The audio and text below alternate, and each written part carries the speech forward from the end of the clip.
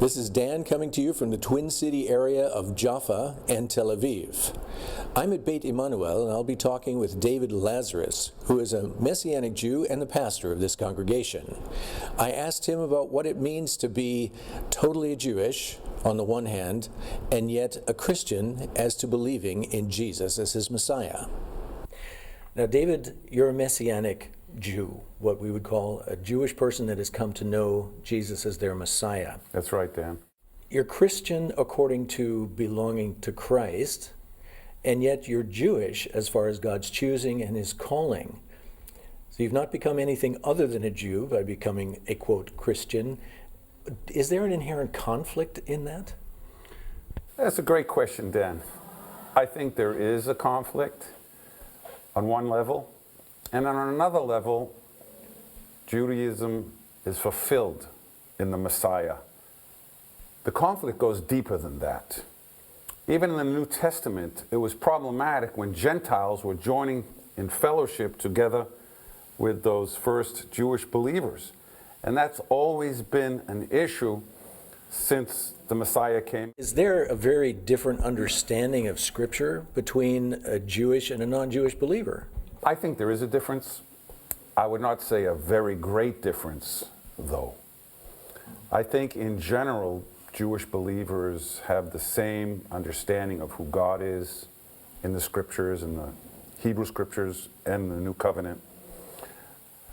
I know that we have the same understanding of who the Messiah is and why he came to us and the work that he does for us on the cross, in his death and in his resurrection. We're really trying to uncover a Hebraic understanding which very often precedes the Christian understanding of who the Messiah is. So you actually found Messiah, you found Yeshua, Jesus, here in the land of Israel. Yeah, I grew up in a traditional Jewish family. We were Orthodox, went to synagogue regularly, studied the scriptures in synagogue class and bar mitzvah class, and until I was about 16, 17 years old.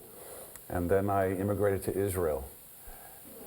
Really just wanted to live on a kibbutz, join the army here, help rebuild the land of my fathers. And I ended up spending some time in the Sinai desert. Back then, Sinai belonged to Israel. This was in the 1970s. And I was living on a sand dune under a palm tree.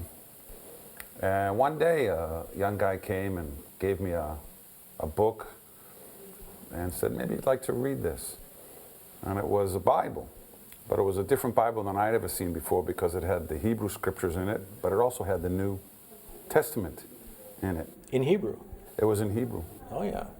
When I read the New Testament, it really impacted me. I saw that Jesus came from a Jewish family. I saw that he was interested in and involved in Jewish culture and the holidays and traditions, going up to Jerusalem and all these things, and I really have never known that about Jesus. You know, I thought Jesus was Catholic. Yeah, because I knew that his mother Mary was Catholic. Had to be, right? So I figured he was too. But there it was, you know, in the scriptures, and this particular edition of the New Testament was also a prophecy edition. And that means that it showed you where the Messiah fulfilled the prophecies from the Old Testament scriptures. And in particular, I read for the first time in my life Isaiah chapter 53. And as I read this, I said to myself, gee, this looks like Jesus. You know, what kind of a Bible is this? How did they put Jesus in the Old Testament? I wasn't convinced that this was a kosher Bible, you see, because it had the New Testament in it, and I wasn't sure about that. So I hitchhiked up to Jerusalem to look at the Dead Sea Scrolls. And it took me all day, but I eventually found Isaiah chapter 53. And there it was on the parchment, exactly as it was in the Bible that I had in my hands. And then I kind of said a prayer. It was kind of like, oh God, you know, please forgive me. I really knew that I really needed to be forgiven for all the things that were wrong about me and things that I had done in my life. Please forgive me, oh God, for all that I've done. And even if it's Jesus, I'll accept it for the forgiveness of my sin. And that changed my life. Yeah. Dan, from that moment on, I became a different person.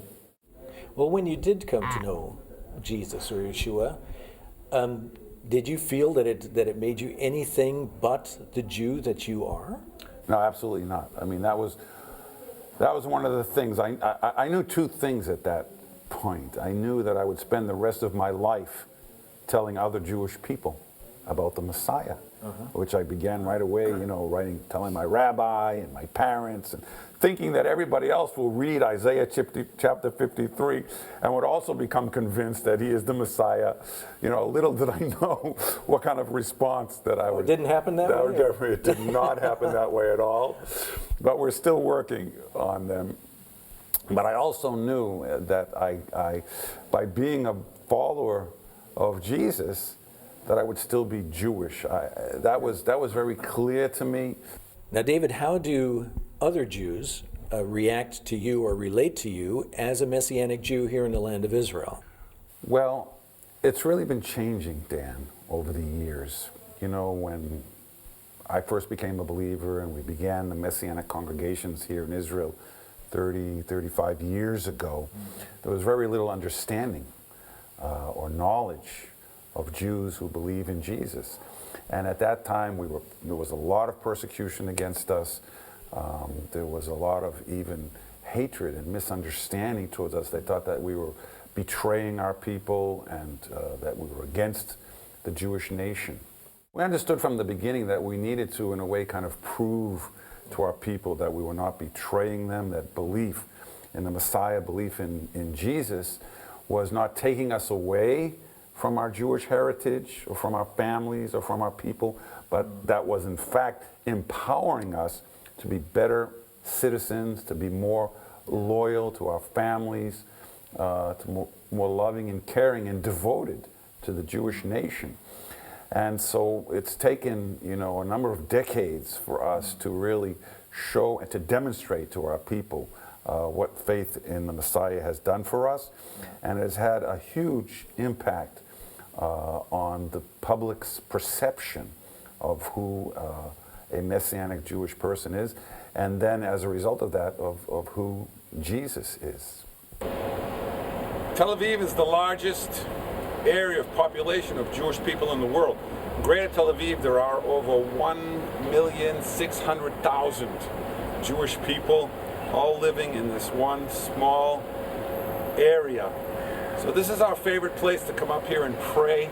We have regular prayer meetings where we are praying and hoping that God will reveal himself more and more to the Jewish people of this land.